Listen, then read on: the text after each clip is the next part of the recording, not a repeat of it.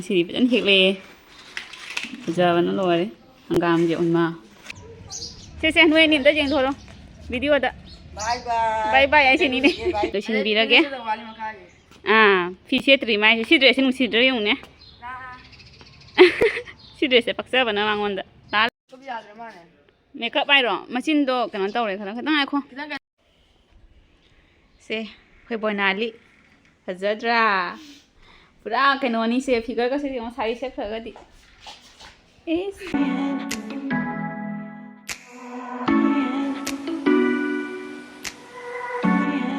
Hello everyone, I'm Mandhw Putunu. I'm actually my video saya dum kari tahu itu yang kami narasi.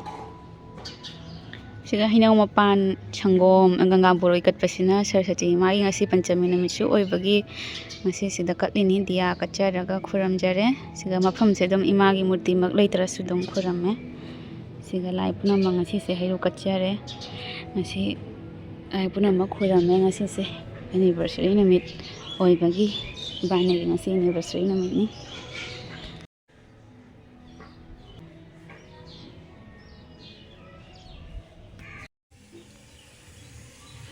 ngasing thongba pura loire ngasing thongba je puraga chatha dore mama matom chalani ite hena thin bara kaina tong ko yumgi phadigom ni mama ma lei si yong du lohon dok macha dong dong tawre phadigom ho uri si yong ni si uri si yong ni chalong lu cha khum dagi uri pareng chalong nhưng mà nó bị chơi nào vậy anh xí vẫn thiệt lệ giờ nó lôi đấy hangam gì ổn mà lôi đấy ai sao thật kì nào bây giờ số lôi đấy sao là cái thế nào mà lý dùng chứ qua đó cái phẩm nó cái paper pari ni qua đó phẩm mandra jacket nó xa dài dùng jacket thà đồ phòng bom dikhai laga chosma upaga papa se mana ton sikat li jong sugar li jong koi da ji ga đây cả amu tê tu tây nó biết mà đang ở thung làng nè cái nó con lâu lại nhỉ paper cái nó da con ghét mà su lai nu sa jai na ri khoi si jong papa kari la ke news ta hả kari khabar no ngasi gi खबर कैसे ले चला कना phone करे दीदी की दिल के ना बॉम्बे दा कना ने बीजेपी ने फम दे में मुनिसिपलिटी केनो ने पंचायत की तो अकोली पंचायत इलेक्शन छने के पंचायत ने मरु नहीं आवा पंचायत खंगी में आवा कोई एमएलए रन नमगनी केना नमगनी है मखा दो बूथ तो मखा से पंचायत वाले दी 3 नंबर वार्ड बीजेपी चलमो BJP ngata ni adu khangi me aba khanga ade panchayat ga basi me congress me bjp me congress me bjp election thana ma non thon karang ngam de ngam de khai ngam khai kara hena dori me adu ne tawi panchayat ya doi ji modi jam gong phong gi doi ba modi phong ga ne am to wali ne modi english kan modi am ke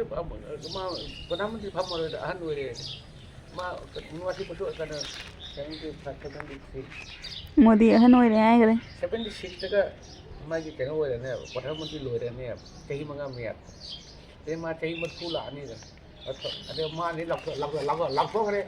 कई हुमुदा दे हे लदी none election ले पगा दे असा लोकरी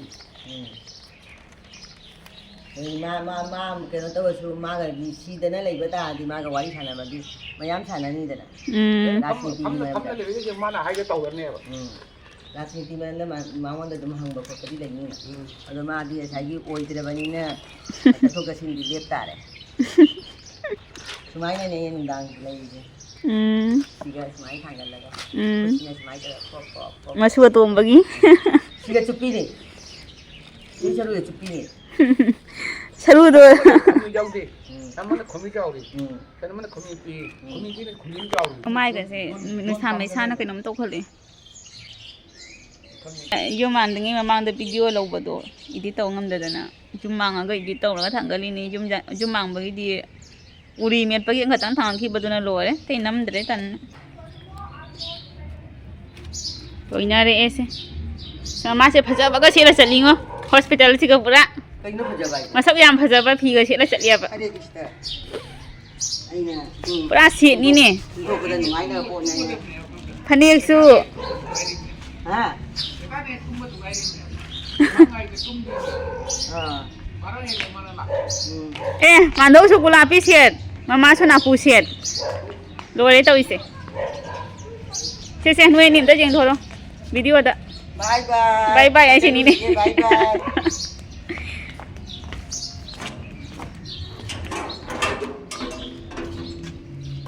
Kung gusto na mo ito, nungay ka ito, yung nungay. พระเจ้าน่ะโฟโต้กลับเอาง่างตัวกลับหรอ Ha? Kapagay ay na. ป้าก็ย้ายหน่อยตาตระมานี่ป้า Kung ako sudo, ang gawiwan. คนนั่นเลยบรอ Kapag nakatang po, hen mo na doon, ang wanga ba niya? โหโห Ayun niya, sana tayo naman ni โหโหมันเด้อ bangun dek na pima lawag ikan doon niya. โหยโหย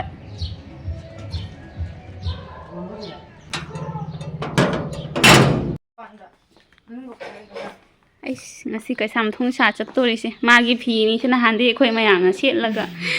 จริง I know why the pee. ada lagi punya puluh na ut kene nasi ka sam thong sa ro doi ni ma nang video lo ko si ai da ka tang jing na ba khoi si am jing na ba kana nom da lo hello ma ji ji ready to doi ni lo chin bi la ke phi se tri mai si dress nu si dre yung ne si dress se paksa ba na mangon da la si mathak ta se chan doi ni nahan gi naga gi na ya ba sei wata kisi ko sei ko tani ko phajani black to bi adra ma ne makeup ai ro machine do kana taw re khana khata ai kho kidan kan dole ko light ko ne ko light ai bu pura light ni cham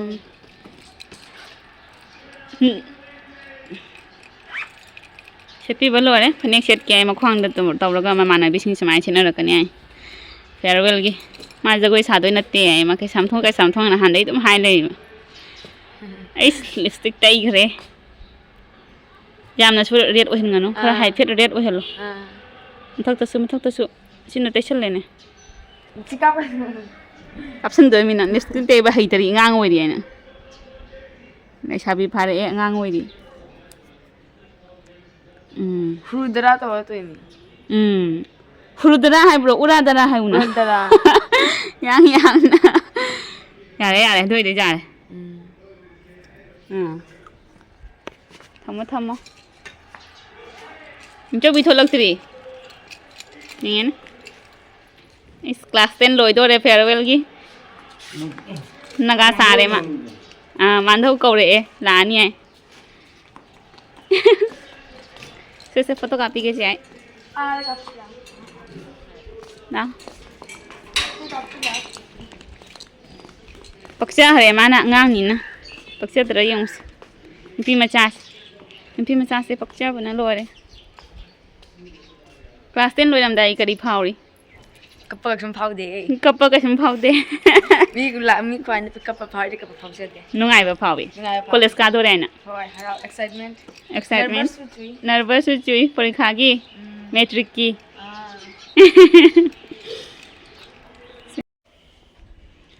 se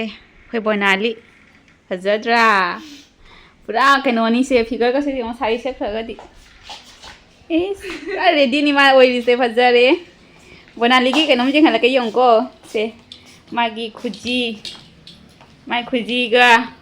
magi lik ka magi manna ga pura set ni earring ga se lai re chamna sisu chamna wa sina mai tai pu mi yong ka na maning thung dre loi ba ka na maning thung dre masu phajabani da khoi no bisu asi ri angau ba white bonali ga chuma chu khara mane white oirap na leiya ba bai chan ko lai ha chan do no ra ji chan do nang manu ai chan do ma ki da tai ko bindi amu banam ki ro alina ga namira alina na khoi su jam na mai han bye bye a khoi ni phajana chengo ai ji ta kasim tau de phajai nga kho na le mina ro ai noi ni ade phajan cha ro ko sak su lam ngani kai chatoi ba ai first school je pe me duga college GC oh sisuda hanba oh bye bye cho cho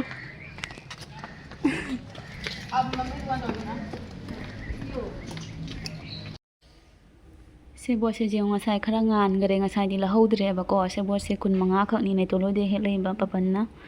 nonobi oi de kyam phajai loi punamak nauri se ase hajik thong ga doini nga macha ga tawna nungdhang gi si oirani Think I've been here before.